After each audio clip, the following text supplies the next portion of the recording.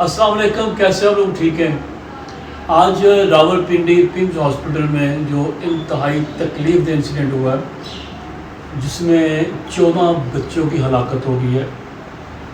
सुबह 6:30 बजे के राउंड अबाउट बच्चों का जो नर्सरी वार्ड होता है ना, जहाँ सिर्फ मासूम बच्चे होते हैं, जो एक दिन की या 2 दिन के बच्चे जो होते हैं या 1 घंटे 2 घंटे के, वहाँ जो नर्सरी में बच्चे दाखिल होते हैं, वहाँ उस वार्ड में आग लग गई। ठीक है। और इसी नफसा नफसी में आग ने सिर्फ 5 या 10 मिनट के दौरान, इसी दौरानिए में 14 बच्चे झुलस कर हलाक हो गए। और एक नर्सरी वहाँ उसने भागदौड़ करके एक बच्चे को बचाया उसमें, और बाकी जो 14 में 14 बेचारे वो मौत की लिपट में आ गए। अब आपको बताता हूँ वहाँ जो एनी शाह पर एक बच्ची मौजूद थी, उससे मैं आपको तो बताता हूँ कि उसने क्या कहा, ये ज़रा देखें आप। हेलो एवरीवन, मेरा नाम मुनीब है और मैं यहाँ पे 2 दिन से हूँ अपनी भाभी के साथ। और मेरे यहाँ पे भतीजा पैदा हुआ है और रात तकरीबन सुबह 6 बजे का टाइम था और यहाँ पे नर्सरी में आग लगी है और जितना भी अमला था वो हमें बताए बगैर वहाँ से भाग गया। उन्होंने हमारी कोई हेल्प नहीं की। उन्होंने ये नहीं बताया कि यहाँ पे आग लग गई है। वहाँ पे एक लेडी थी, उन्होंने शोर किया, सारी तक बताया कि यहाँ से भागे, आग लग गई है। और जब मैं भाग गई हूँ उस टाइम तक आग बहुत ज्यादा फैल गई थी। फिर मैंने अपने भतीजे को बचाया, फिर वहाँ पे जो लेडीज थी उनको बाहर निकाला।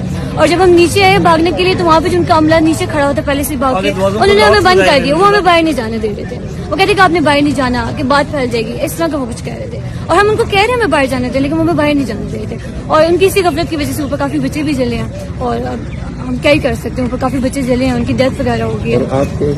और जो मेरा जो भतीजा है वो अल्लाह का शुक्र है वो सेफ है, क्योंकि उसको मैं खुद लेकर आई थी। देख लिया आपने। अब ये हालात हैं कि वो कहते हैं कि मेरा भतीजा था वार्ड में 2 दिन का, ठीक है, मैंने कोशिश करके उसको बचाया है। और जो डॉक्टर मौजूद था ड्यूटी पर, एक गायनी डॉक्टर मौजूद थी, एक स्टाफ नर्स थी, वो डॉक्टर और गायनी के लिए डॉक्टर ने हमारा जो बाहर निकलने का दरवाजा था वो बाहर से बंद कर लिया कि आप लोग अंदर ही रहें, चाहे आग में आप भी मर जाएं, जो आपके पास मासूम बच्चा वो भी मर जाए, आपको बाहर नहीं आने दिया जाएगा। क्योंकि आप लोग जाकर मीडिया में शोर करेंगे, जो आपके साथ क़यामत सुगरा हुई है वो आप बयान करेंगे जाके, तो इसमें हमारी बेइज्जती होगी। ये है, ये देखिए, ये माइंड सेट है उनका, इस कदर अजियत नारो और जालिम है ये हमारे पाकिस्तानी डॉक्टर। और आप लोग दवाइयों में, आप लोग हर अपने फीसों में, हर मामला में इतनी बड़ी फीसें लेती हैं, दवाइयों में आप रिश्वत लेते हैं, कहाँ से आप लोग कमीशन लेते हैं।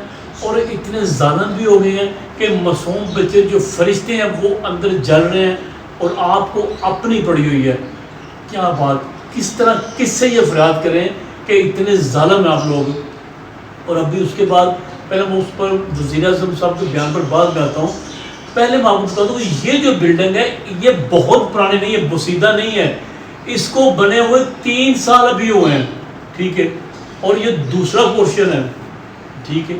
और इसमें क्या है कि बिल्डिंग जो बनी है उसका सिर्फ एक ही गेट है, उसके अलावा और कोई गेट नहीं है। एक ही गेट है जिसमें आपने दाखिल भी होना, बाहर से बाहर उसी गेट से वापस आना। खुदा ना खास्ता अंदर कोई इस तरह का अल्लाह न करे इंसिडेंट हो जाए तो बाहर निकलने का और कोई रास्ता नहीं है, मास है मेन इंटरेस्ट के। अब आपको बताऊँ मैं पूरी दुनिया में क्या होता है, पूरी दुनिया में क्या अमेरिका, कनाडा, ऑस्ट्रेलिया, यूके या यूरोपियन कोई मुल्क है, ये छोटे से छोटे जो अमीर से लेकर जो गरीब कंट्री भी हैं, पुअर कंट्री, जो चीप कंट्री भी है, वहाँ भी जब कोई बिल्डिंग बनती है ना तो जो मेन इंटरेस्ट होता है उसके अलावा भी 2-3 गेट और होते हैं कि खुदा न खास्ता वो एमरजेंसी हो जाए तो उसके अलावा और गेट भी इस्तेमाल किए जाएँ ताकि लोगों को अमवात से बचाया जा सके।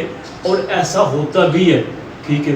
और यहाँ क्या है, यहाँ 3 साल पहले बिल्डिंग बनाई गई है, बच्चों की नर्सरी है और गेट एक ही है, एमरजेंसी कोई नहीं। 11 भाई पर कॉल की गई, वो लोग आए हैं। अब कितनी दिन, 5-10 आधा घंटा तो लग ही जाता है, ठीक है, इतनी फास्ट नहीं हमारे पाकिस्तान की सड़कें जो रास्ते हैं वो भी आपको सारा पता है। अब मैं आपसे बात करता हूँ जो हमारी जो हुकूमत है, गवर्नमेंट ने क्या प्लान इस पर किया है। फौरी तौर पर 2-3 बंदे आ जाते हैं, कमेटी बना दो, मुस्तफा कमाल साहब कमेटी बना दो, ठीक है।